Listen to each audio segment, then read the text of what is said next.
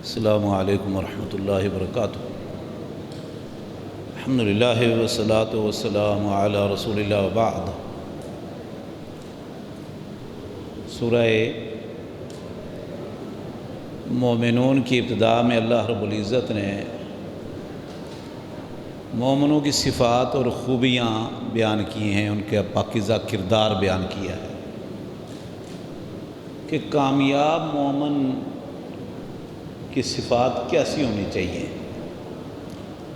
فرمایا قد افلح المؤمنون الذین هم فی صلاتهم خاشعون۔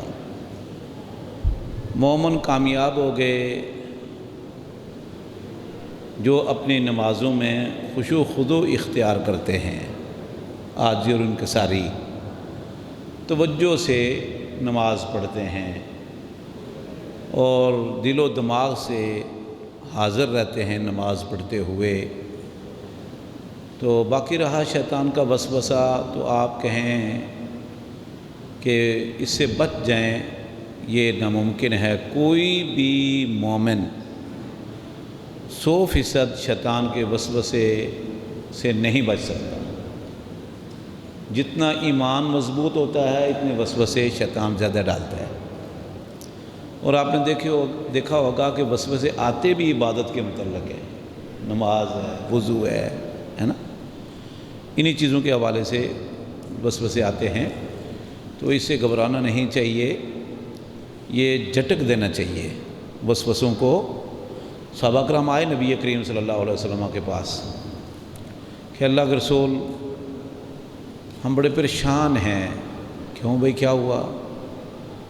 کہ اِنَّا نَجِدُ فِي صُدُورِنَا مَا نَتَعَاظَمُ وَنَتَكَلَّمُ بِهِ۔ ہمارے سینے میں ایسے ایسے خیالات آتے ہیں، ایسے تصورات آتے ہیں، کھٹکے پیدا ہوتے ہیں کہ ہم زبان پر لانا گناہ سمجھتے ہیں، ڈرتے ہیں کہ یار زبان پر لائیں، اس طرح کی باتیں ہمارے دل میں آتی ہیں۔ فرمایا ذاک صریح الایمان، یہ خالص ایمان کی علامت ہے کہ آپ کے دل میں وسوسہ آتا ہے اور آپ نے دل تک ہی اس کو روک کے رکھا ہے، زبان پر نہیں آنے دیا۔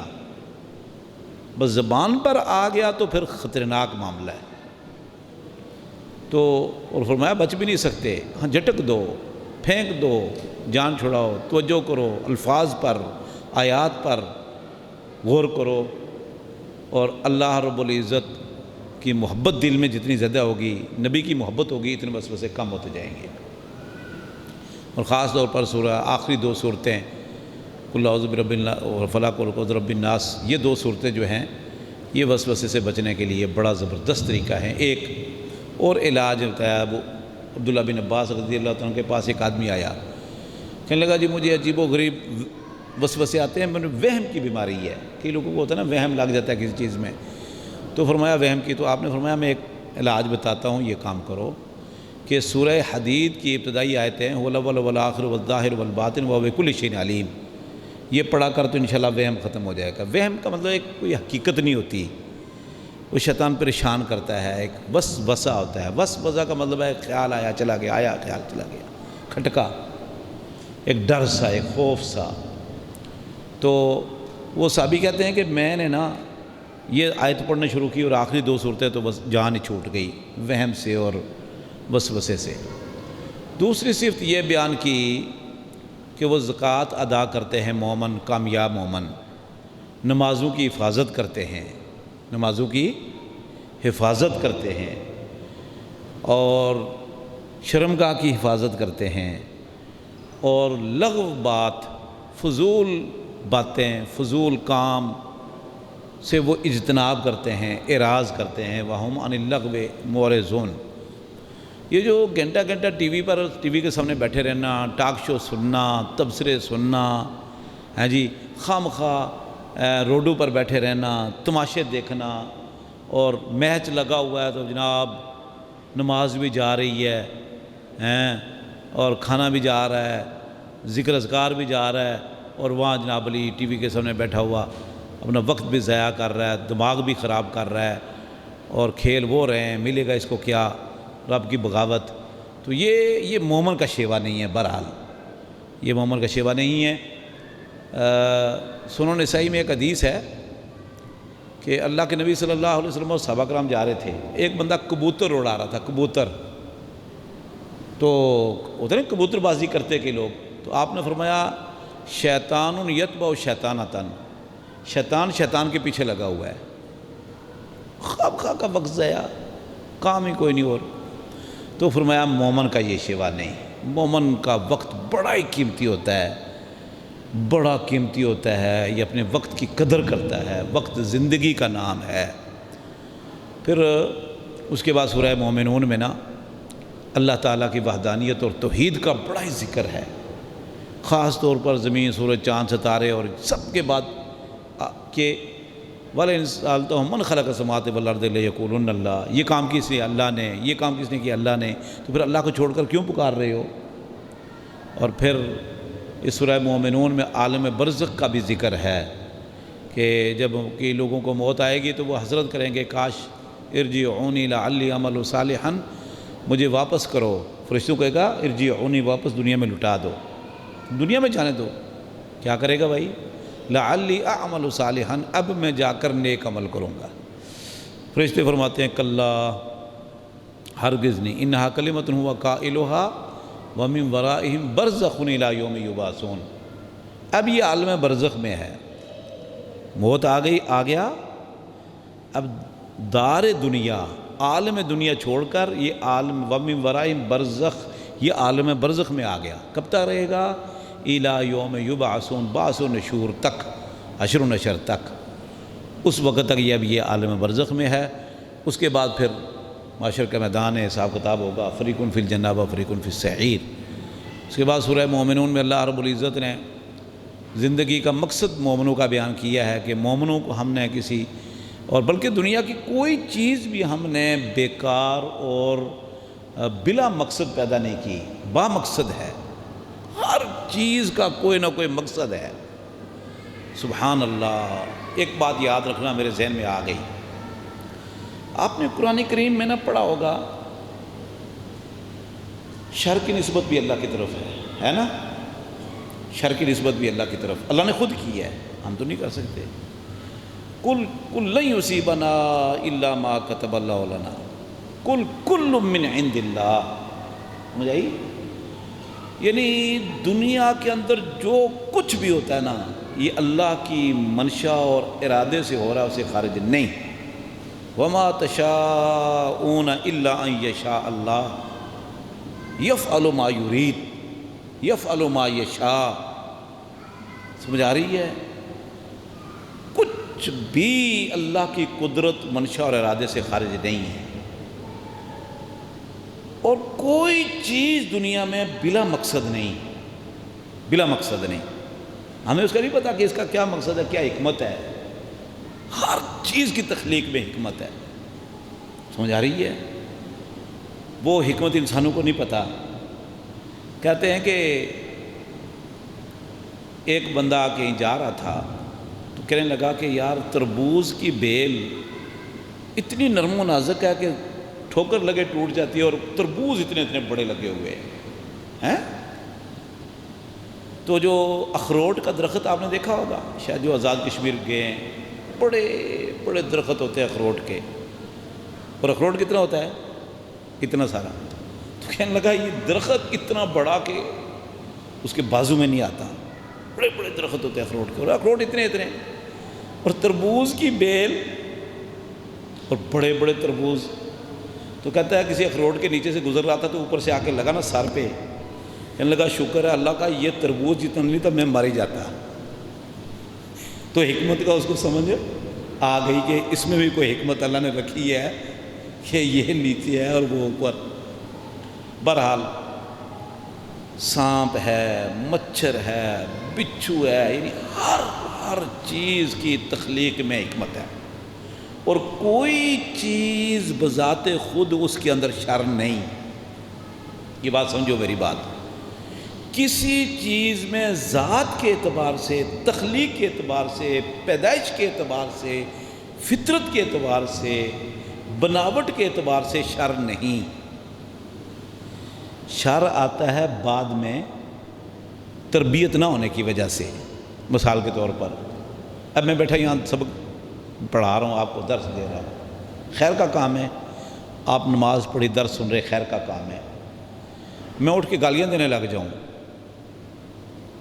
میں پتھر مارنے لگ جاؤں، میں محلے والے کا ناطقہ بند کر دوں، تو میرے اندر شر ہے نا، لوگ کہیں گے یار بڑا شریر ہے، تو شر آئے گا میری تربیت نہ ہونے کی وجہ سے، وہ میرے والدین نے تربیت نہیں کی، میرے اساتذہ نے نہیں کی، یا ماحول ہی ایسا تھا کہ میں تربیت نہیں ہو سکی، تو شر بعد میں آیا، میری پیدائش میں شر نہیں ہے، فطرت اللہ التی فطر الناس علیہ، ٹھیک ہے؟ تو انسانوں میں بھی شر ہے، شیطانوں میں بھی شر ہے، مجسمے شر بنے ہوئے ہیں، لیکن ابلیس بھی تو پہلے آخر عبادت گزار تھا نا، بعد میں شر آیا، اور یہ ضد کی وجہ سے شر آیا ہے، تو کوئی چیز پیدائشی اعتبار سے وہ بری نہیں ہے، اس لیے ہر چیز کی نسبت اللہ کی طرف ہے۔ اچھا اگر کسی کے اندر شر ہے تو وہ ہماری نسبت اعتبار سے، مثال کے طور پر کافر ہمیں دشمن سمجھتے ہیں، ہم کافروں کو دشمن سمجھتے ہیں، تو ہمارے اعتبار سے کافر شر ہے، اور کافروں کے اعتبار سے ہم اس کے لیے برے ہیں، ٹھیک ہے نا جی؟ تو ایک نسبتی چیز ہے، پیدائشی نہیں ہوتا، تو اس لیے ساری چیزوں کی نسبت اللہ رب العزت کی طرف سے، اور اللہ کے منشا اور ارادے کے بغیر کچھ بھی نہیں ہوتا، کچھ بھی نہیں ہوتا دنیا کے اندر، کوئی چیز بذات خود وہ بری نہیں، برائی بعد میں آتی ہے، ٹھیک ہے نا جی؟ تو پھر اللہ رب العزت نے اسی چیزوں کا تذکرہ زیادہ تر سورہ مومنون میں فرمایا ہے۔ سورہ نور ابھی قاری صاحب نے تلاوت کی ہے، سورہ نور اور سورہ حجرات معاشرتی صورت ہے۔ سب سے پہلے اللہ رب العزت نے یہ فرمایا کہ پاک دامنہ مرد، پاک دامن مرد، نیک مرد، وہ بدکار عورت سے نکاح نہ کرے، فاحشہ عورت سے نکاح نہ کرے، اور پاک دامنہ عورت، پارسا عورت کا بدکار مرد سے نکاح نہ کرو، حرم ذالک علی المؤمنین، یہ بدکار عورتوں سے نکاح کرنا مومنین پر حرام ہے۔ تو اس کا الٹ کرو تو نتیجہ یہ نکلا کہ پاک دامنہ عورت کا بدکار مرد سے نکاح حرام ہے۔ تو رشتے دیتے وقت یہ بھی خیال رکھا کریں کہ جس کو ہم رشتہ دے رہے ہیں وہ نیک پارسا ہے یا نہیں، کہیں عصمت فروش ہی وہ لڑکا یا لڑکی نہ ہو، تو اس چیزوں کا بھی ہمیں خیال رکھنا چاہیے، یہ حرام ہے نکاح۔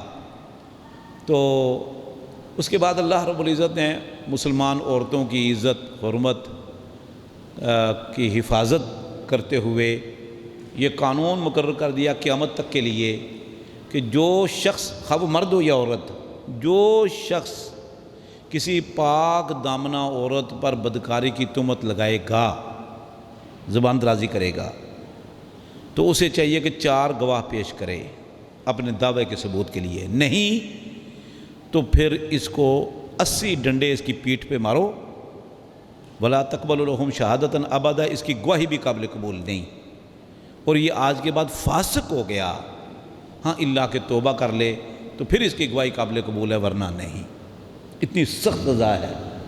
اور میرے بھائیوں، ہمارے ہاں میں نے اکثر دیکھا ہے معاشرے میں جب وہ لڑکے بیٹھتے ہیں یا لوگ بیٹھتے ہیں، بڑی عمر کے لوگوں کو بھی اللہ شیطان ورگلاتا ہے، شیطانی بن جاتے ہیں، تو مجلسوں میں یار وہ فلاں کی لڑکی یونیورسٹی میں پڑھتی ہے نا، نعوذ باللہ وہ ایسی ہے، وہ فلاں کی بہو ایسی ہے، فلاں کی بیٹی ایسی ہے، فلاں کی بہن ایسی ہے، پھر وہ ہی کر کے ہنستے ہیں۔ پھر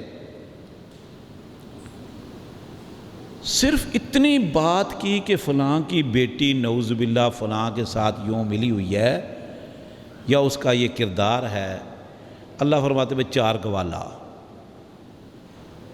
والذین یرمون المحصنات ثم لم یأتوا بأربعۃ شہداء فاجلدوہم 80 جلدہ، اس کے پیٹھ پر 80 ڈنڈے مارو، پھر ساری زندگی جرت نہیں ہوگی کسی کی بہو بیٹی کی عزت پر کیچڑ اچھالنے کی، انشاءاللہ عزتیں محفوظ ہو جائیں گی۔ لیکن یہاں یہ ڈراموں میں کیا ہوتا ہے، فلموں میں ہمیں کیا سکھایا جا رہا ہے، ہمارے بچے بچیوں کو یہی کچھ سکھایا جا رہا ہے۔ اللہ اکبر۔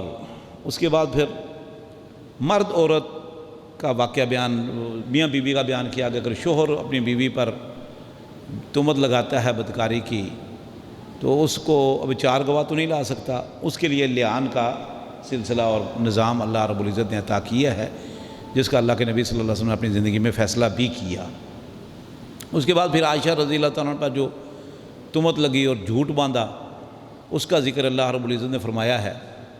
وہ آپ نے بارہا سنا، تہمت لگانے والے عبداللہ بن ابی اینڈ کمپنی تھی، والذی تولی کبرہ، پروپوگنڈا اتنا زور کا اس نے کیا، اتنا مؤثر کیا کہ 3 پکے صحابی بھی بیچ میں پروپوگنڈے کا شکار ہو گئے۔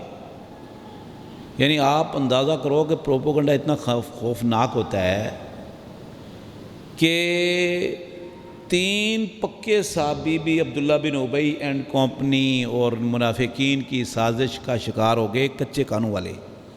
ان میں ایک اللہ کے نبی صلی اللہ علیہ وسلم کی سالی حمنہ بنت جاش، مصطح بن اساسہ، حسان بن ثابت شاعر رسول۔ جب اللہ رب العزت نے 1 مہینے بعد عائشہ رضی اللہ عنہا کی برات نازل کی۔ اچھا ابھی اس میں دیکھو حکمت ہے، 1 مہینہ تک اللہ کے نبی صلی اللہ علیہ وسلم مشورے کرتے رہے صحابہ کرام سے۔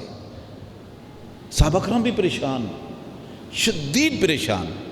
عائشہ رضی اللہ عنہ کے رو کر بخار چڑھ گیا۔ ابو بکر اور ان کی بیوی بھی پریشان۔ آپ صلی اللہ علیہ وسلم بھی سخت پریشان تھے، یار بات عائشہ کی نہیں ہے، یہ تو بہت دین کی ہے، دین کی ہے۔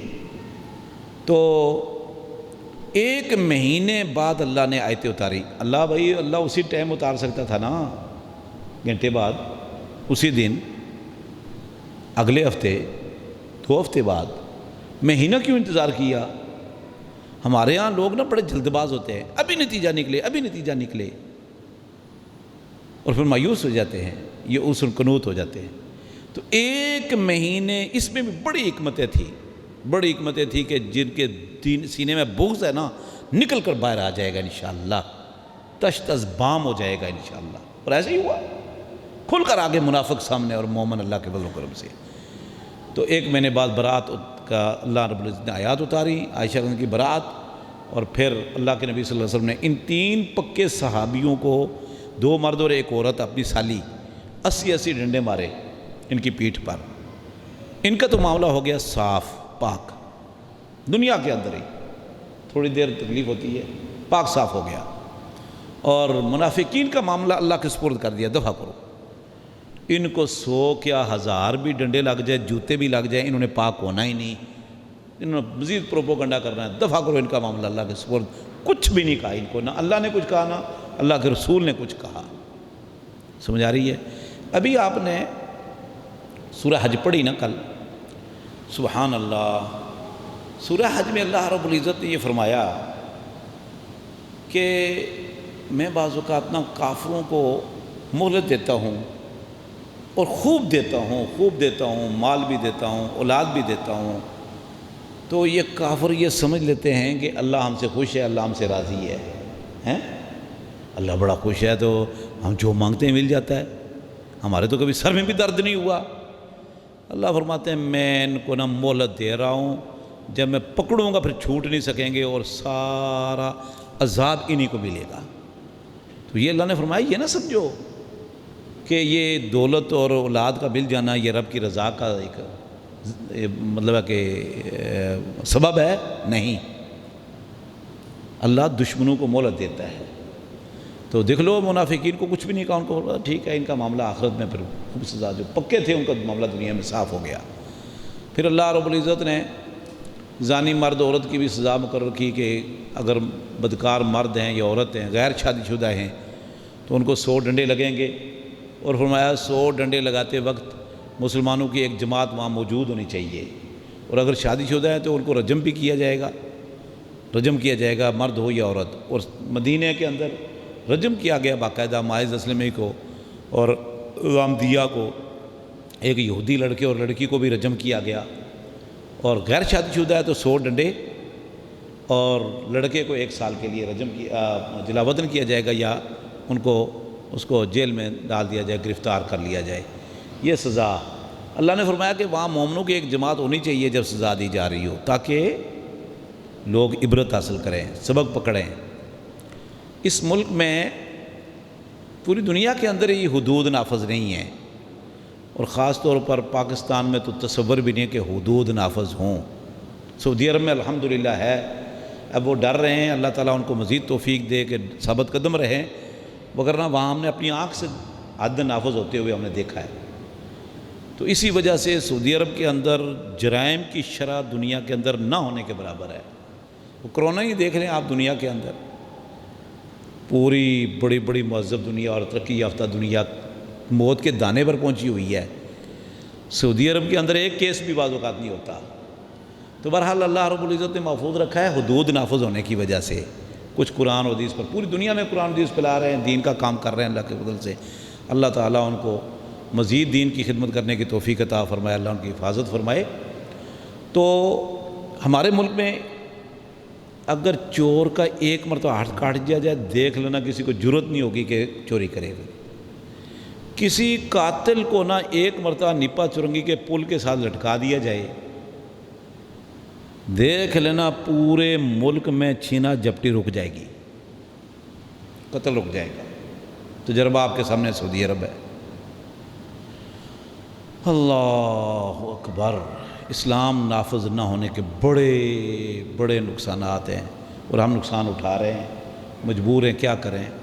اللہ رب العزت وہ زمانہ لائے کہ اسلام نافذ ہوگا تو صرف مسلمان ہی نہیں، کافروں کو بھی امن ملے گا۔ کافروں کو بھی، کافر بھی یہ کہیں گے کہ یار ہم آپ کے ملک میں رہنا چاہتے ہیں، ہم آپ کے ساتھ اپنا الحاق کرنا چاہتے ہیں، ہم آپ کے حلیف بننا چاہتے ہیں، ہم آپ کے اتحادی بننا چاہتے ہیں۔ اور ایسے دور آئے ہیں، ایسے ادوار گزرے ہیں مسلمان ملکوں میں۔ اندلس میں 600 سال مسلمانوں نے حکومت کی اور یہی کیفیت تھی، امن و امان تھا، اسلام تھا، توحید تھی، جہاد تھا۔ تو بہرحال پھر اللہ رب العزت نے سورہ نور میں کھانے کے آداب کے کس کے گھر سے کھانا ہے، کس کے گھر سے نہیں کھانا، تفصیل سے بیان کیا۔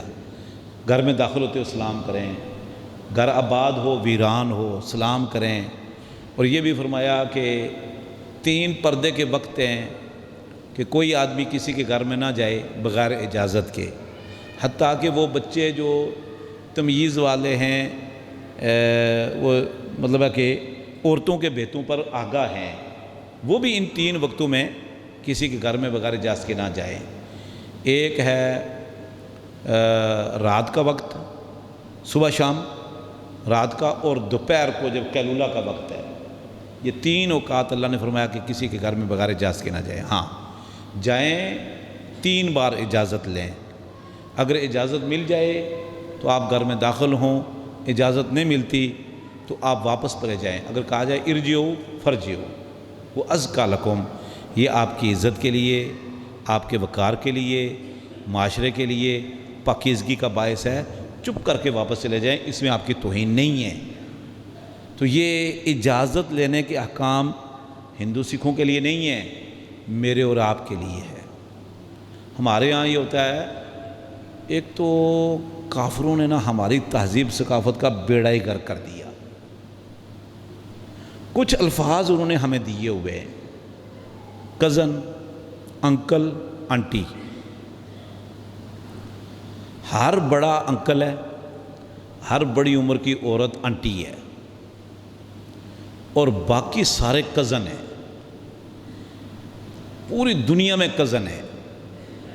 یہ کون ہے جی؟ کزن ہے۔ یہ چور بھی کزن، ڈاکو بھی کزن، دشمن بھی کزن، بدکار بھی کزن، نیکوکار بھی کزن۔ ہاں جی، اس نے خاندان کے تحفظ، سلسلہ نسب، پاکیزہ رشتے کا بیڑا غرق کر کے چھوڑ دیا۔ پرانے وقتوں میں کہا کرتے تھے یہ میرے چچا جان ہیں، تو سمجھنے والا سمجھ جاتا تھا کہ یہ اس کا ابا کا کیا جی چھوٹا بھائی ہے۔ کہتے جی یہ میرا تایا جان ہے، سمجھتا اچھا یہ اس کے ابا کا بڑا بھائی ہے، السلام علیکم ماشاءاللہ آپ ہی میرے دوست کے تایا جان ہیں۔ ہاں جی، یہ میرا پھوپھا ہے، یہ میرا خالو ہے، یہ میرا ماموں ہے۔ وہ سمجھ آتا تھا کہ یہ اس کی امی کا بھائی ہے تو بڑا احترام ہے جی۔ اب یہ انکل، آنٹی، کزن، کوئی رشتہ نہیں۔ اور یہ لفظ ان لوگوں نے ایجاد کیے جن کو باپ تو کجا ماں کا بھی نہیں پتہ ہوتا۔ اب جو نرسریوں میں پیدا ہوتے ہیں، جو روڈوں پر پیدا ہوتے ہیں، اس کو پتہ ہے کہ چچا تایا کون ہے؟ ہیں؟ اب بکرے سے کوئی پوچھے، بکری سے کوئی پوچھے، گدھے سے کوئی پوچھے، کتے سے کوئی پوچھے بس تیرا ابا کون ہے، تیرا چچا تایا کون ہے، تیرا ماموں کون ہے، تیرا خالو کون ہے، بتائے گا؟ یار بولو نا، بتائے گا؟ ان کو ہم کہتے ہیں جانور۔ اور کافروں کے لیے اللہ نے کیا استعمال کیا لفظ؟ اولئک کالانعام بل ہم اضل، یہ جانور ہیں بلکہ جانوروں سے بھی بدترین ہیں۔ جانور بھی اللہ کے ساتھ کسی کو شریک نہیں ٹھہراتے، جانوروں میں سے بھی بعض جانور ایسے ہیں کہ وہ اس طرح کی حرکتیں نہیں کرتے جس طرح کہ یہ کر رہے ہیں کافر۔ اللہ آزادی کے نام پر کوئی سلسلہ نسب، کوئی خاندان، کوئی رشتہ داری کا تصور ہے۔ بھائی صاحب اگر آپ اپنی آخرت بچانا چاہتے ہو نا، یہ رشتوں کی پہچان کرو۔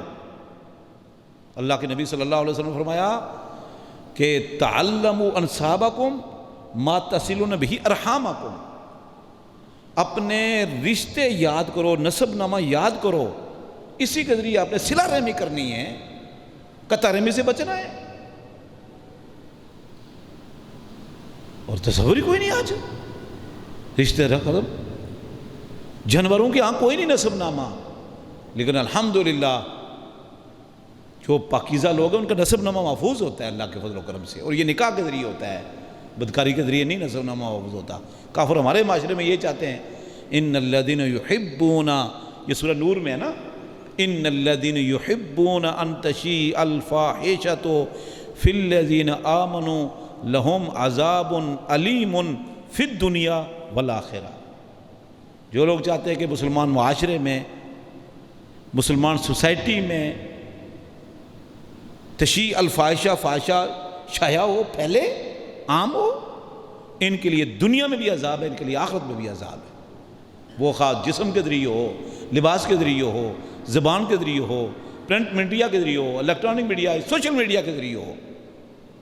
قل انما حرم ربی الفواحش ما ظہر منہا وما بطن، چھوڑ دو یہ لفظ، یہ کزن انٹیاں اور یہ انکل، واللہ یہ لفظ ہمارے لیے زیب ہی نہیں دیتے ہمیں، یہ ہمارے اسلام کے خلاف ہے، یہ رشتوں کی پہچان نہیں ہے۔ ہم اس پہ فخر کرنے لگے آج کافروں کی زبان بول کر، جب لفظ ہمارا قرآن میں موجود ہے، حدیث میں موجود ہے، ہم وہ لفظ چھوڑ کر کیوں کافروں والے لفظ استعمال کرتے ہیں؟ دیکھیں نا قرآن کریم کے اندر تو رشتوں کا نام لیا اللہ رب العزت نے، یار نام لیا ہے کہ اچھا دیکھو نا سورہ نور ہی پڑھو، چچا کے گھر سے کھا سکتے ہو، تایا کے گھر سے کھا سکتے ہو، ماموں کے گھر سے کھا سکتے ہو، خالو کے گھر سے کھا سکتے ہو، نام لیا اللہ رب العزت نے، پہچان ہے، فخر کی بات، الحمدللہ ہمارا نسب نامہ محفوظ ہے، ہمیں رشتوں کا پتہ ہے بھائی، جانوروں کی طرح نہیں ہیں ہم کہ رشتوں کا پتہ ہی کوئی نہیں، کوئی جھولے میں اٹھایا ہوا ہے اس کو کیا پتہ ہوگا۔ تو بہرحال سورہ نور بڑی معاشرتی سورہ، اور آخر میں پھر مومن کے سینے کو طاقچے سے تشبیہ دی، دل کو مصباح سے، چراغ فانوس سے تشبیہ دی، اور جو اندر نور ہے، ایمان ہے، نیت ہے، رب کی محبت ہے، رسول کی محبت ہے، اسلام کی محبت ہے، اس کو چراغ سے تشبیہ دی، اس کو چراغ سے تشبیہ دی۔ تو فرمایا کہ مومن کا دل صاف شفاف ہوتا ہے، اور اگر غلطی ہو جاتی ہے تو صاف کر لیتا ہے۔ صاف کرنا کیا مطلب کیا ہے؟ کہ توبہ استغفار کرتا ہے تو وہ گناہ کا جو دھبا دل پہ لگتا ہے وہ صاف ہو جاتا ہے۔ اللہ دین کو سمجھنے، اس پر عمل کرنے کی توفیق عطا فرمائے۔ جزاکم۔